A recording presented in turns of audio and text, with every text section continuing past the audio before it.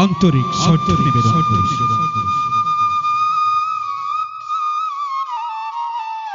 আজি গজকেতু নামৰ নাট ভাগিৰ আমি এটি দৃশ্য উপস্থাপন কৰিবলৈ ওলাইছো। তাৰ প্ৰাক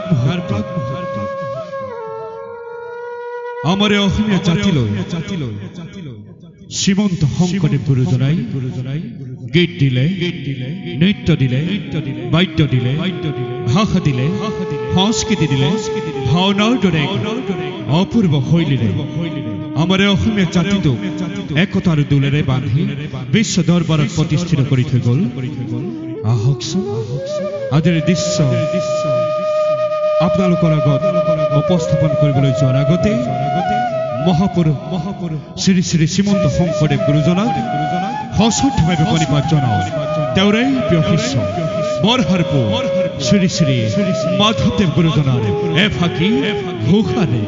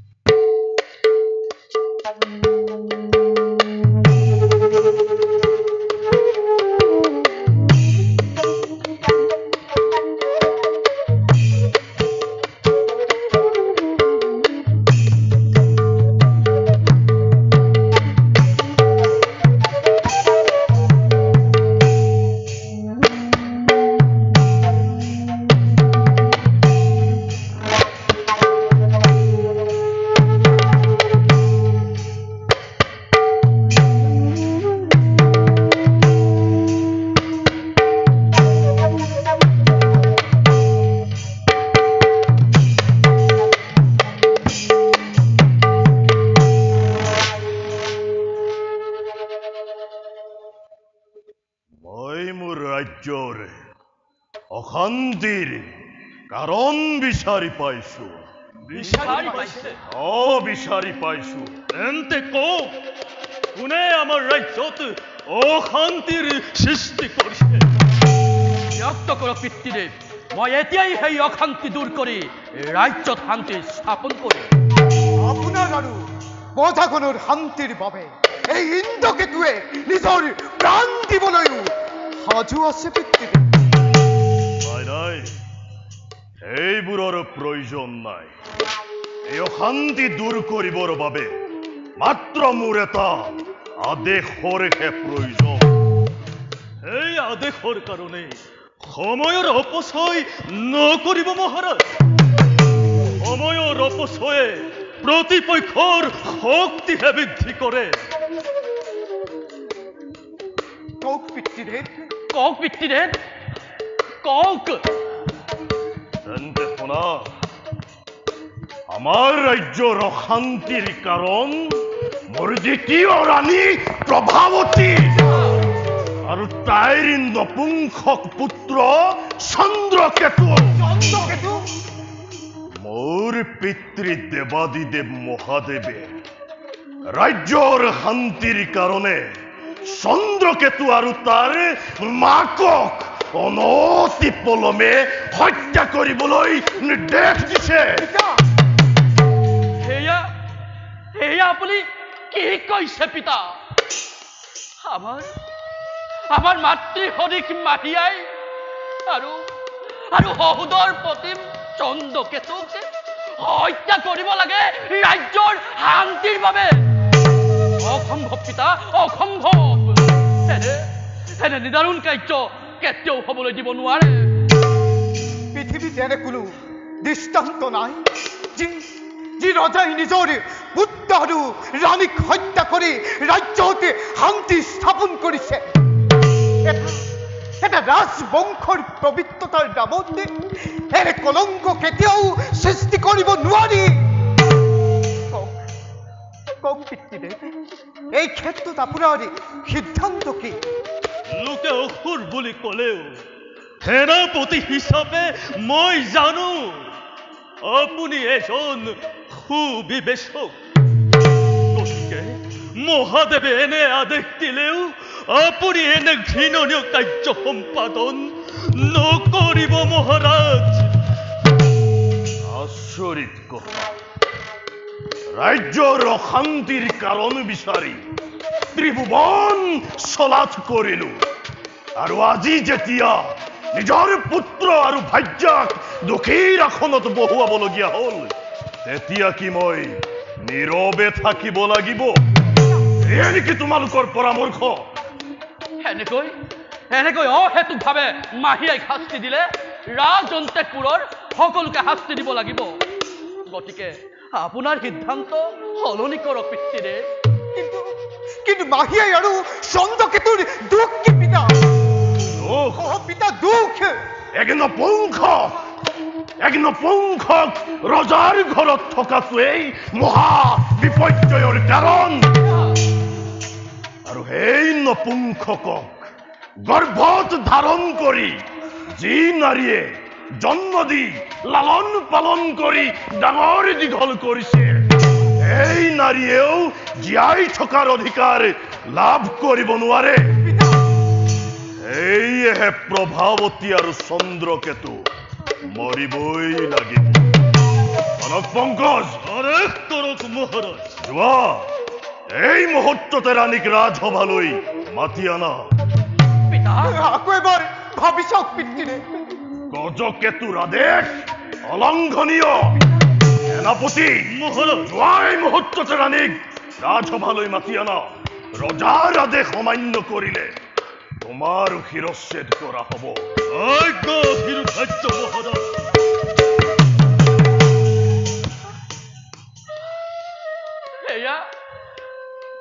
এয়া আপুনি কি কৰিবলৈ লৈছে পিতা? কি কৰিবলৈ লৈছে? যি মাতৃয়ে জীয়াই থকাৰ বাহিৰে মৃত্যুৰ কথা এক মুহূৰ্তও ভাবিব নোৱাৰে, এই মাতৃয়ে আপোনাৰ আদেশত কমতে কি পাছতেই মৃত্যুকে আপত্তি ল'ব।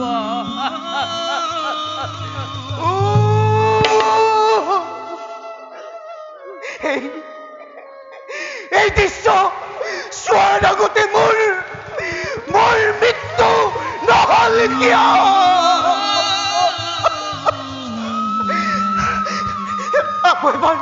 আকৌ এবাৰ ভাবি চাওক পিতৃদেৱ, আকৌ এবাৰ ভাবি চাওক। আকৌ এবাৰ ভাবি চাওক। এইখন ৰাজসভা, ইয়াত কোন কাৰ পিতৃ, কোন কাৰ মাতৃ, কোন কাৰ ভাতৃ, এইবোৰৰ বিচাৰ নহয়। ইয়াত ৰজাই ৰাজকীয় নিয়ম মানি ৰাজকাৰ্য পালন কৰিব। এই দৃশ্য চোৱাৰ সাহস নাথাকিলে তোমালোক ইয়াৰ পৰা যাব পাৰা। পিতা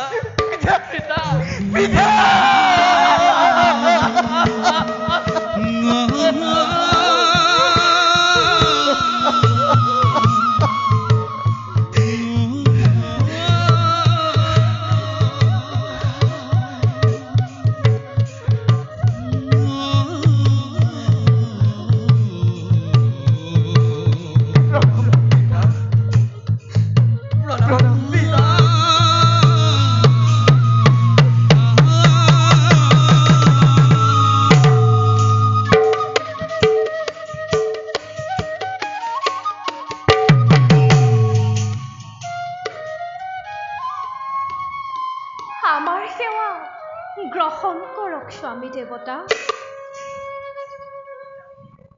এই অসময়ত আমাক কিয় মতালে? প্ৰভাৱতী, কোৱাচোন, ৰাজ্যত অশান্তি হলে ৰজাই কি কৰিব লাগে? সেই অশান্তি দূৰ কৰিব লাগে। এই অশান্তি দূৰ কৰিবলৈ যদি আপোনজনকো ত্যাগ কৰিব লগা হয়, ৰাজ্যত শান্তি ৰক্ষা কৰাটো ৰজাৰ দায়িত্ব। ইয়াত আপোন পৰ শত্ৰু মিত্ৰৰ প্ৰশ্ন আহিব কেনেকৈ? কিন্তু এই প্ৰশ্নবোৰ মোক সোধাৰ কাৰণে মই একো বুজিব পৰা নাই। কনক পংকজ, মহাৰাণী, দেৱাদিদেৱ মহাদেৱে কৈছে ৰাজ্যৰ অশান্তি কাৰণ বোলে ৰাজ সন্তেশপুৰতে আছে।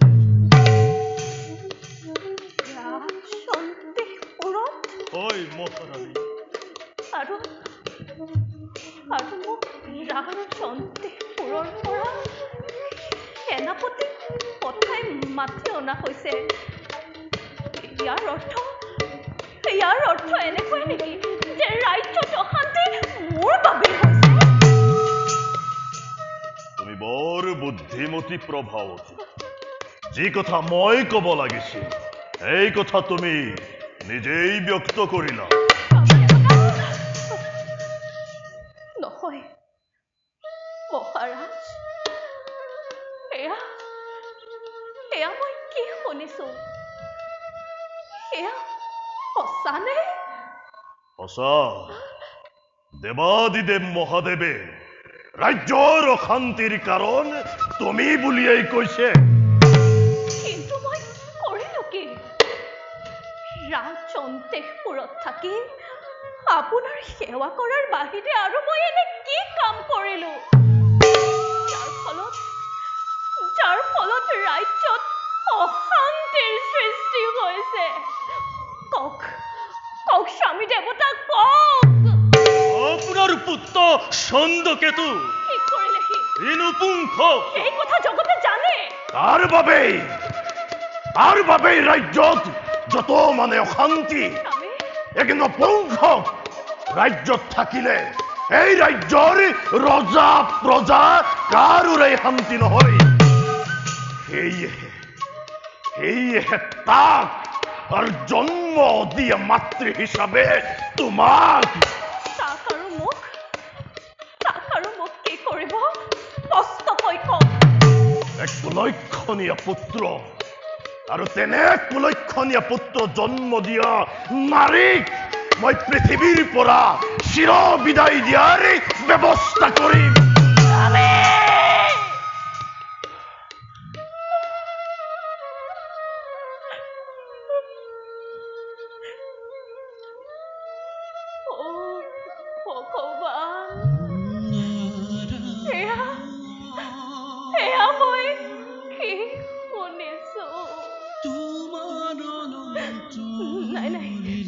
নাই স্বামী, আপুনি ইমান নিষ্ঠুৰ নহব। একান্তই যদি আপোনাৰ বধ কৰাটোৱে ইচ্ছা, তেনেহলে আপুনি মোকেই বধ কৰক। তথাপি মোৰ বাচাক এৰি দিয়ক স্বামী, মোৰ বাচাক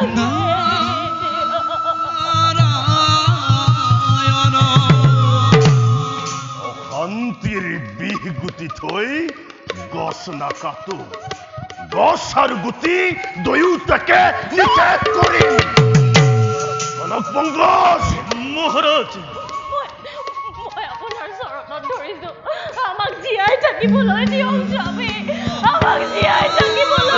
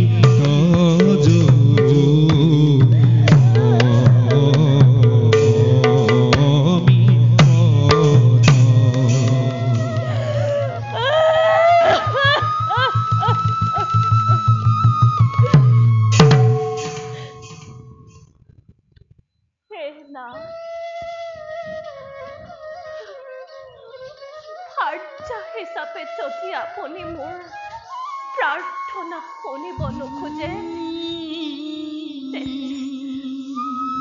তেন্তে মই আপোনাৰ ৰাজ্যৰ সাধাৰণ প্ৰজা হিচাপে আচল পাতি পুত্ৰৰ জীৱন ভিক্ষা বিচাৰিলো।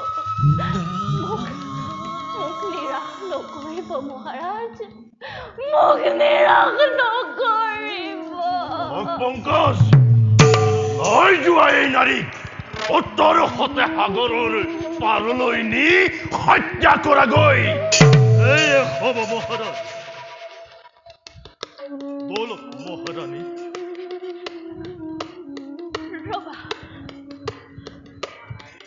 ৰবা সেনাপতি,